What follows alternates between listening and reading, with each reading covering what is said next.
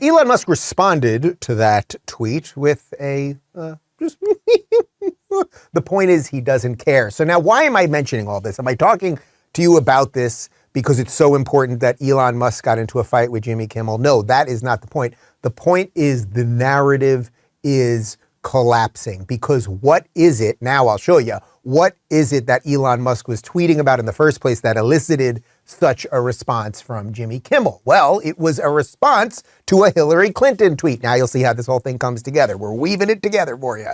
Here's the Hillary tweet. The Republican Party and its mouthpieces now regularly spread hate and deranged conspiracy theories. It is shocking, but not surprising, that violence is the result.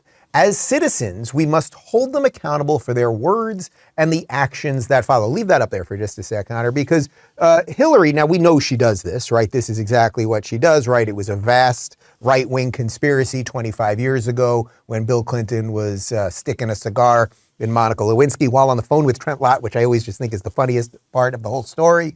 But they're the ones, it's the Republicans sharing deranged conspiracy theories. That's funny because Russia collusion, that wasn't a Republican deranged conspiracy theory.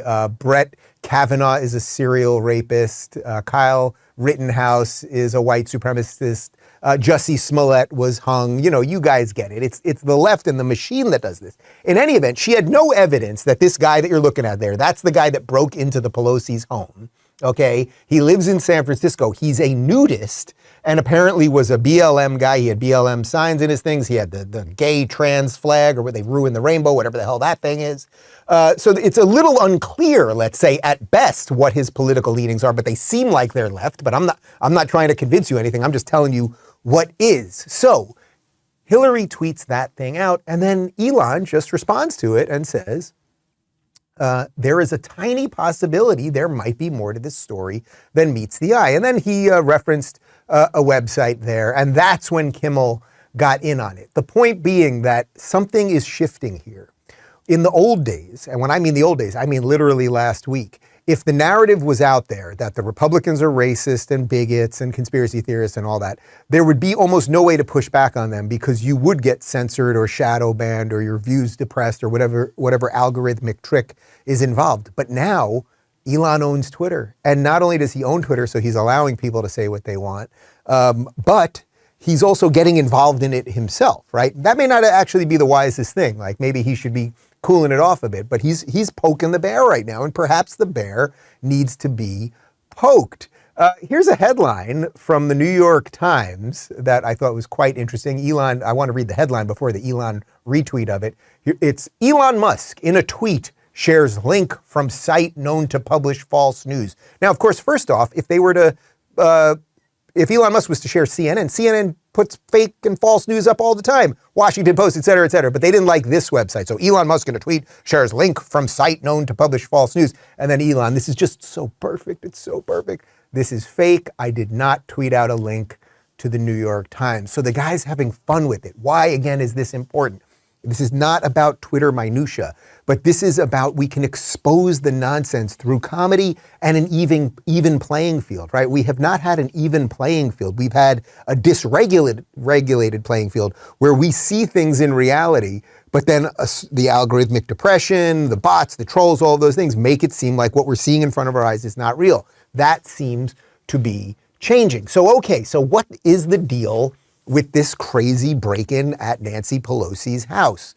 Well, I was trying to find a legit journalist, and there's a very short list of legit journalists. Glenn Greenwald, who is a lefty, a guy I've had my differences with in the past for sure, and we've gotten into it publicly over those differences. I would consider him a legit journalist, despite our political differences. He had a super interesting thread on what actually went on in this Pelosi break-in. Here we go. It's very possible that the instantly formed media narrative, Paul Pelosi's attacker was a MAGA fanatic who broke in to murder Nancy, will be proven true. But right now, there are so many glaring doubts and holes in that story that it just takes common sense to question this. It's genuinely alarming how conditioned so much of the US population is to equate skepticism toward the pronouncements of media corporations with mental illness. If you don't instantly accept what Wolf Blitzer and Andrea Mitchell claim, then you're a crazy conspiracy theorist. It's so crucial to understand the dynamic dominating journalism. Few journalists have career security. Imagine you're a young journalist at a big media corporation. You know if you ask these questions, Twitter will explode and it'll ruin your career. Why wasn't there signs of forced entry at the Pelosi home? Who was the third person who opened the door for the police? Why was Pelosi holding a hammer and attack only happened after police arrived? Where is body cam security footage? Why isn't the press asking these questions? This happened often during Russiagate. I'd get texts, DMs, and emails from younger journalists inside big media corporations thanking me for being skeptical. They couldn't. One Twitter mob against them for questioning Dem narratives, see Dasha Burns or Bo Knows News, can be career-ending. Many journalists see the glaring questions and evidentiary holes in the Paul Pelosi narrative, but they also know how important that narrative is to Democrats right before the midterms. So why stick their heads up, provoke a liberal Twitter mob, and be branded? That's the climate. Police investigating the Paul Pelosi attack continue to say they do not know the motive, yet liberal thought leaders like Hillary Clinton and Jimmy Kimmel have decreed that not only is the motive known to them, but only insane or malicious people would question them. Okay, thank you, Glenn Greenwald, because that basically explains it. There is a system of selective pressures. Young journalists that would love to find out what really happened here. Why is there no security footage at the Pelosi house? The window that was broken, the glass was on the outside of the window. Normally, if you punch through a window, the glass would be on the inside.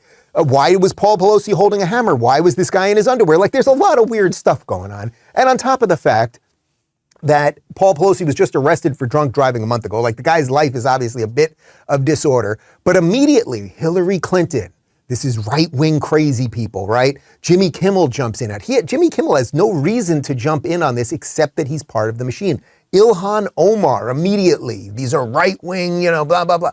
It's like they jump to it because in the past they knew they could jump to it. Enough people would hear their conclusion that they wanted to get to. And then by the time it was disproven, it wouldn't matter anymore, right? That's why Brett Kavanaugh turned out not to be a serial rapist. That's why the Jussie Smollett thing turned out to be a hoax. Kyle Rittenhouse wasn't a white supremacist. Russia collusion didn't happen. Very fine people on both sides didn't happen.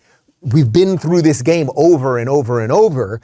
And now enough of us are realizing what the game is. And then without their algorithmic trickery, they're going to have trouble holding on. Which is why I would say to everybody, buckle up, kiddo, because it's going to get weird because they're going to have to be more crazy.